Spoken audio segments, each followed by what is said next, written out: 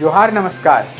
झारखंड समेत देश दुनिया की तमाम बड़ी खबरों में से कुछ प्रमुख खबरों पर आइए नजर डालते हैं। जोहार दर्शकों, स्वागत है आपका आज के ताज़ा समाचार बुलेटिन में। हम आपके लिए लेकर आए हैं झारखंड और देश दुनिया की 34 बड़ी खबरें। तो चलिए बिना देर किए शुरू करते हैं। सबसे पहले बात झारखंड की।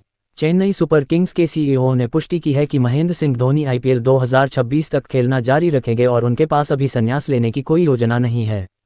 धोनी आईपीएल के सबसे सफल कप्तान हैं, जिन्होंने सीएसके को 5 बार खिताब दिलाया है और 100 से अधिक मैच जीतने का रिकॉर्ड बनाया है। झारखंड सरकार सरकारी अस्पतालों में आईसीयू-सीसीयू सेवाओं को अंतर्राष्ट्रीय मानकों पर लाने के लिए सॉफ्ट विकसित कर रही है, जिसके तहत मरीजों को स्थानीय स्तर पर स्थिर करके ही उच्च संस्थानों में रेफर किया जाएगा। इस पहल के तहत 207 नई एम्बुलेंस खरीदने, 150 अस्पताल प्रबंधक नियुक्त करने और निजी अस्पतालों जैसी बेहतर क्रिटिकल केयर सुविधाएं विकसित करने की योजना बनाई गई है। रांची हाईकोर्ट ने हिंदूवादी नेता भैरव सिंह को चुटिया थाना क्षेत्र में दर्ज एक मामले में 2 जमानतियों पर 20-20 हजार रुपये जमा करने की शर्त पर जमानत दे दी है। इससे पहले रांची की एक सिविल अदालत ने उनकी जमानत याचिका खारिज कर दी थी, जिसके बाद हाईकोर्ट में दायर याचिका पर यह राहत मिली। रांची की भगवान बिरसा मुंडा जेल में शराब और जीएसटी घोटाले के आरोपी 2 कैदियों के डांस का वीडियो वायरल हो गया है, जिसमें उन्हें हॉल में अनौपचारिक पोशाक में नाचते देखा जा सकता है।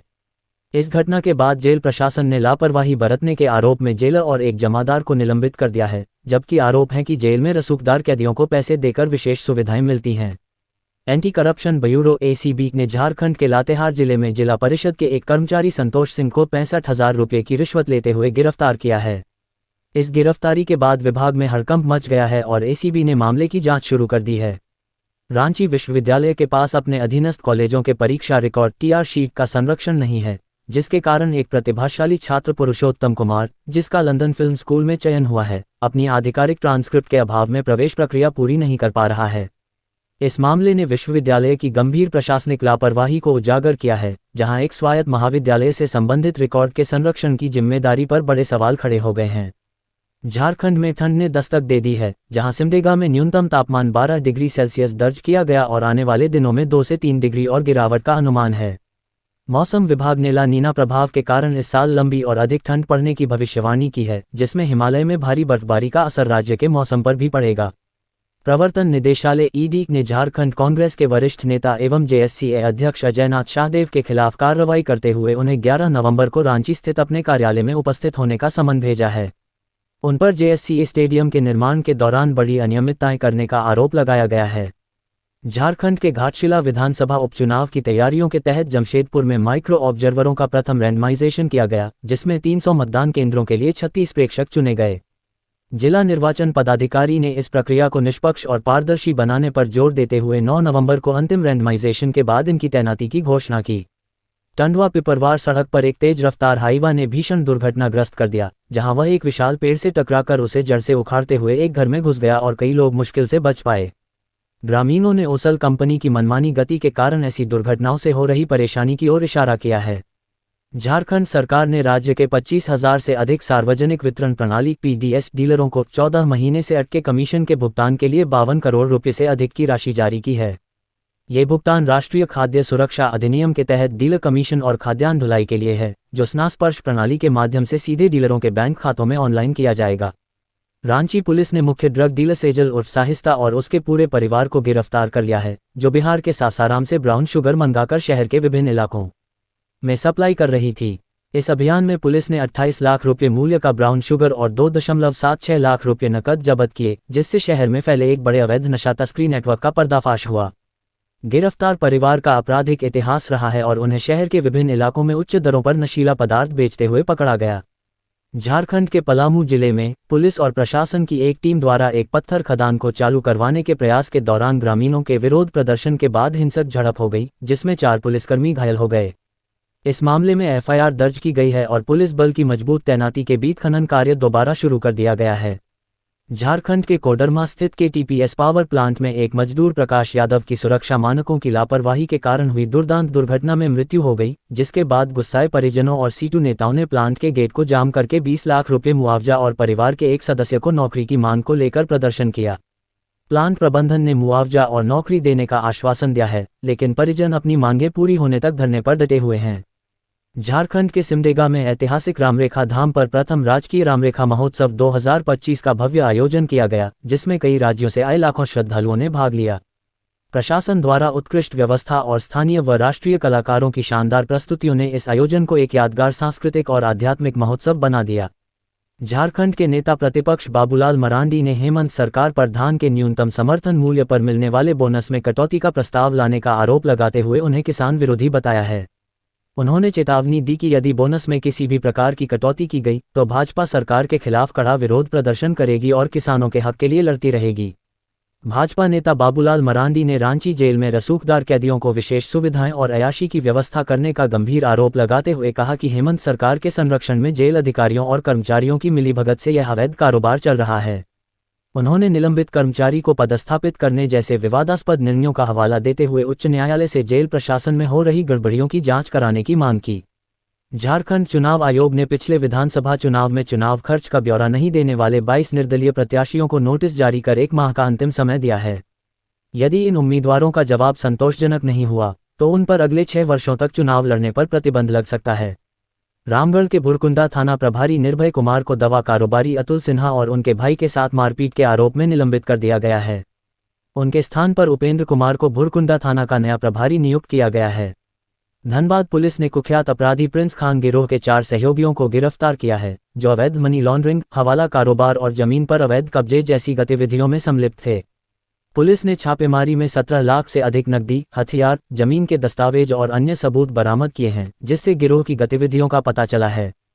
झारखंड के मुख्यमंत्री हेमंत सोरेन ने रांची के गुरु नानक स्कूल में आयोजित गुरु नानक जयंती के 556वें प्रकाश उत्सव में भाग लेकर सिख समुदाय और राज्यवासियों को शुभकामनाएं दी। उन्होंने इस अवसर पर गुरु नानक देव जी की शिक्षाओं को समाज में एकता, भाईचारे और सद्भाव के लिए प्रेरणादायक बताया। झारखंड के राज्यपाल संतोष कुमार गंगवार ने गुरु नानक जयंती के अवसर पर रांची स्थित गुरु नानक स्कूल में मत्था टेककर कीर्तन में भाग लिया और लंगर प्रसाद ग्रहण किया। उन्होंने गुरु नानक देव जी द्वारा दिए गए सत्य, करुणा और सद्भाव के संदेश को जीवन में अपनाने की शिक्षा दी। झारखंड के पुलिस महानिदेशक डीजीपी अनुराग गुप्ता ने अपना इस्तीफा सौंप दिया है, जिसके बाद राज्य पुलिस विभाग में नए डीजीपी की नियुक्ति को लेकर चर्चा तेज हो गई है। नए डीजीपी के पद के लिए वर्तमान में आईपीएस अधिकारी प्रशांत सिंह और एम.एस. भाटिया के नाम प्रमुखता से चर्चा में हैं।